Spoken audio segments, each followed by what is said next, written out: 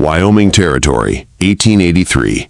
The wind cut down from the Bighorn Mountains like a blade, sharp with dust and the faint smell of snow. Catherine Hale stood outside the dry goods store in Sheridan, clutching her thin shawl tighter around her shoulders. In her other hand, she held an empty basket, one she had hoped to fill with flour, beans, and maybe a bit of salt pork if luck was with her. But luck had not been with her for a long while. I said no credit. The shopkeeper barked from inside, already turning away before she could reply. His words hit harder than the wind. Catherine didn't argue. She simply nodded once, held her chin steady, and stepped off the wooden porch. Her stomach ached from going without food since yesterday, and her son Micah had eaten nothing more than half a biscuit that morning. Still, she would not cry. Not in the middle of town where every glance felt like a weight. The hem of her dress dragged through the dirt street as she walked, blinking fast against the sting in her eyes. Sheridan was alive with noise around her. Wagon wheels creaked, horses stamped, men laughed outside the saloon. But she felt cut off, as though the whole town was turning its back. A few steps away, a man leaned against the post outside the livery. His hat was pulled low, his arms crossed over a coat that had seen long miles but was kept clean. His boots were scuffed, but they stood planted, as if no storm could move him. He watched her, not pretending otherwise. "You got turned away for food." His voice carried across the space between them, low and certain. Catherine stopped. The basket felt heavy, though it was empty. She stiffened, then gave a small nod. "I will figure something out," she said quietly, her eyes darting toward the road that led to her wagon. The man pushed off the post and stepped closer. He had a way about him. Steady, unhurried, like he carried no doubts in his stride. "Come with me," he said, as simple as if he were offering his hand. "I'll fill your table tonight." Her grip tightened on the basket. "You do not even know me." "I don't need to," he said. "You've got a child to feed." "That's enough." Her gaze fell to the dust at their feet. "I cannot take charity." "It's not charity," he answered. "It's supper." "Come on." Something in his voice was firm, yet gentle, leaving no room for shame. Catherine looked up at him then, really looked. His face was weathered, but not hard. His eyes held a softness that didn't quite match his rugged frame, and there was a crease at the corner of his mouth, as though he had once smiled often but had forgotten how. He was not young, but not old either. Perhaps in his mid-30s. There was something steady in him that made her feel steadier just standing near. Slowly, she gave a small nod. He tipped his head, then turned and led her across the street to where his horse was tied beside a muddy buckboard wagon. "Name's Celas Whitlo," he said as he lifted the reins. "You can ride up front or follow behind." "Catherine Hale," she replied, climbing onto the seat. "My son is back at our place." "It's just outside town by the creek." Celas flicked the reins, and the wagon rolled forward. "Then, that's where we'll go." The ride was quiet, but it wasn't the heavy silence of strangers. It was the kind that left room for breath. The wagon wheels creaked along the dirt road as the sun dipped low, painting the hills in gold. Catherine found herself watching his hands on the reins, strong, weathered, steady hands that seemed to know both labor and restraint. When they turned off the main road and followed the creek, her small homestead came into sight. The cabin leaned slightly with age, its roof patched with tar paper and hope. A boy stood on the porch, barefoot and thin, watching with wide eyes as the wagon approached. "That your boy?" Celas asked. "Yes," Catherine said, her voice softening. "His name is Micah." "7." She nodded. 7. "Looks sharp," Celas said. The wagon stopped, and Catherine climbed down, just as Micah ran to her. She caught him in her arms, lifting him with a strength born from need more than ease. "We have a guest," she told him gently. "He's going to help us tonight." Micah looked up at the stranger with hungry eyes. "You got food." Celas gave the boy a small smile. "I got more than that." "You like rabbit stew?" Micah's face lit with a grin. "I do." From the back of the wagon, Celas began unloading supplies: salt pork, beans, potatoes, flour, even a good cut of venison wrapped in cloth. Catherine's breath caught at the sight. She opened her mouth to speak, but he shook his head as if to stop her. "Let's cook," he said simply. The cabin's kitchen was small, but once the fire caught, it was warm. Celas moved easily about, chopping vegetables while Catherine mixed flour and water for biscuits. Micah sat at the table, his eyes wide with anticipation as the smell of roasting meat filled the room.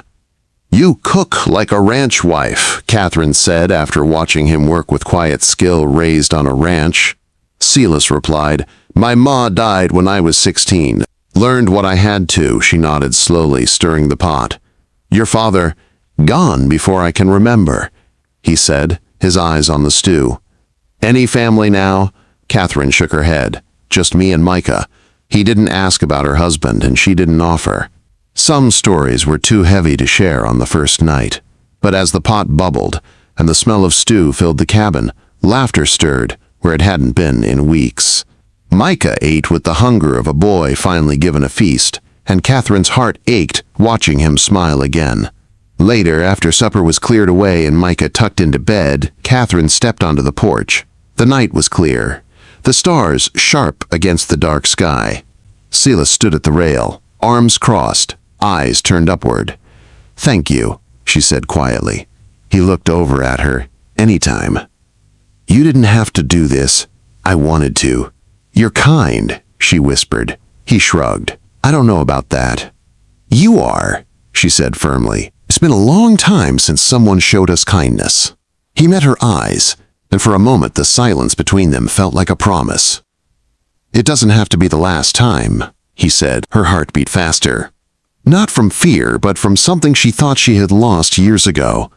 "Hope you mean that," she asked. "I do." The porch boards creaked under their boots. The night air was sharp, but she felt warm. "Will you come back tomorrow?" she asked. "I will," he said, without a pause. She smiled. Real, full, alive. Good. Celas tipped his hat. "Good night, Catherine. Good night, Celas." He walked down the path to his wagon, the wheels creaking as he turned back toward town. Just before the bend in the road, he looked back.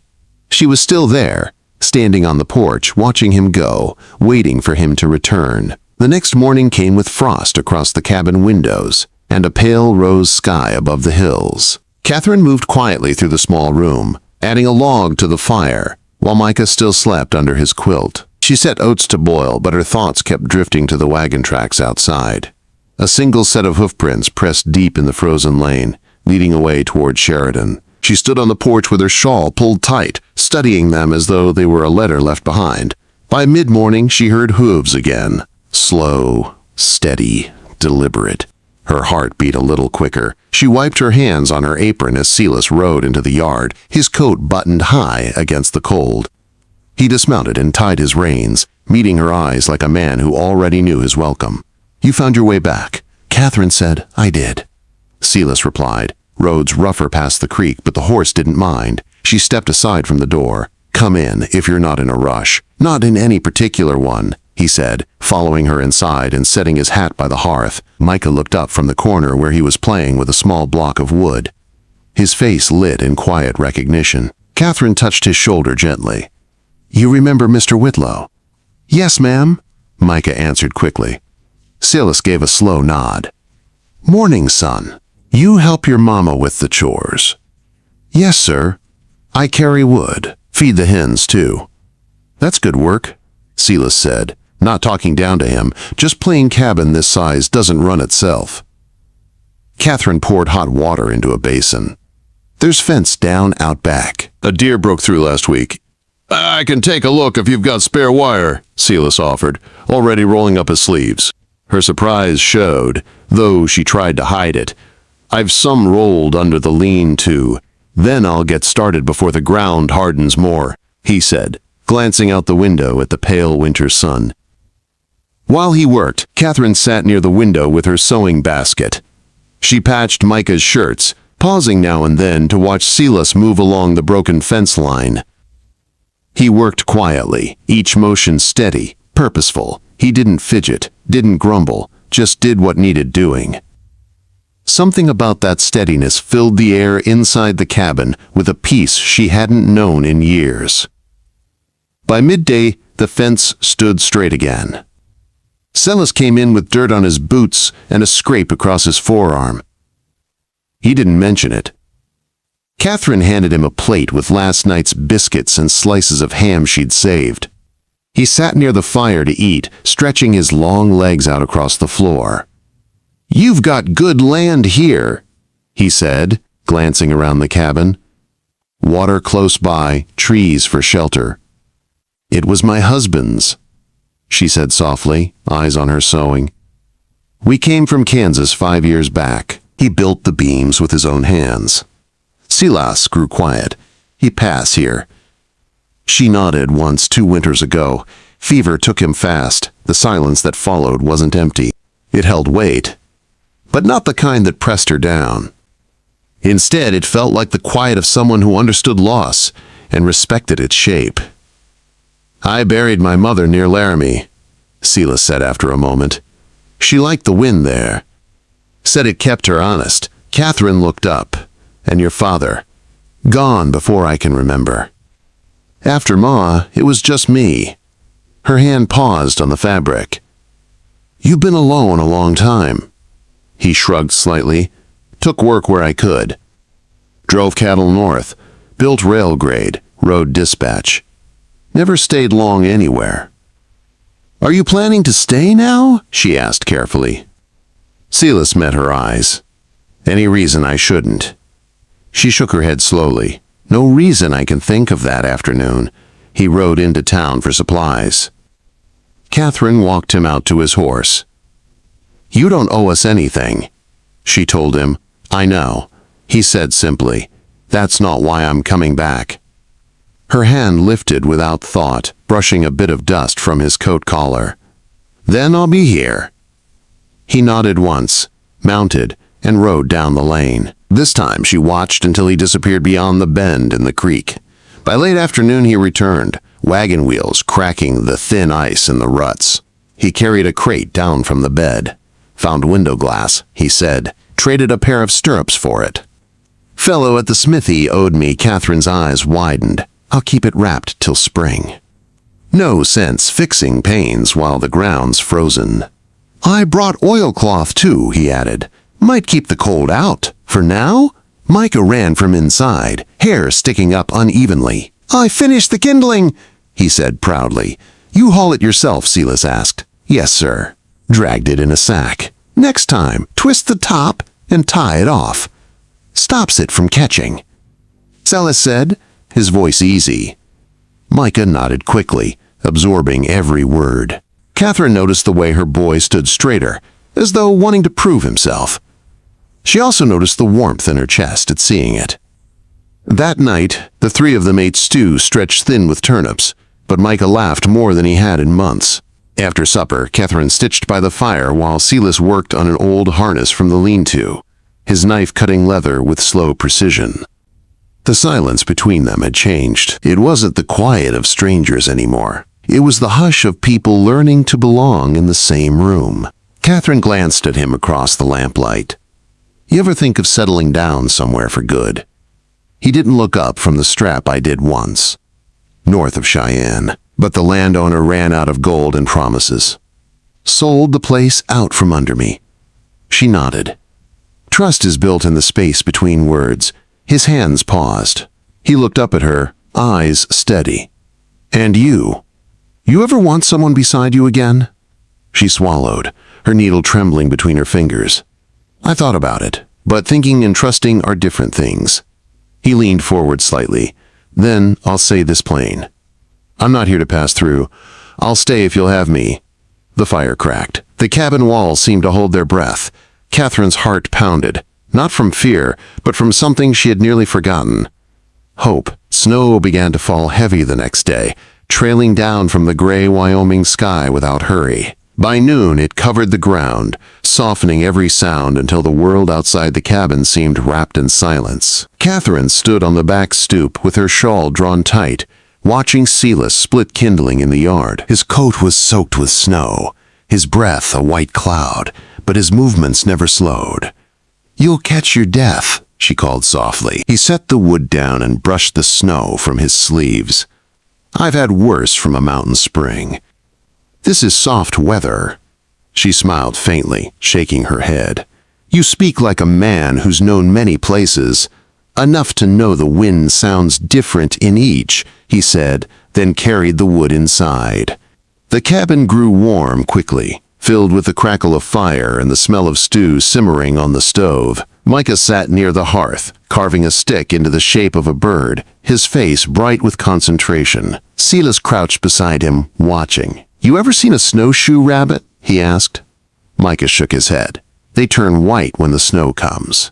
Makes them near impossible to spot, unless you know where to look." "Smart little things," Micah grinned. "Think we'll see one?" "Maybe," Celas said. "But you'd have to be quick to catch it." Catherine listened from the stove, her hands still though the spoon hovered over the pot. There was an ease in his voice when he spoke to her boy, the kind of steady tone that carried both strength and care. She had not heard that sound in her home for years. That night, they ate by lamplight. The stew was thin, stretched with turnips and barley, but laughter at the table made it taste rich. When Micah was tucked beneath his quilt, Catherine and Celas sat near the fire.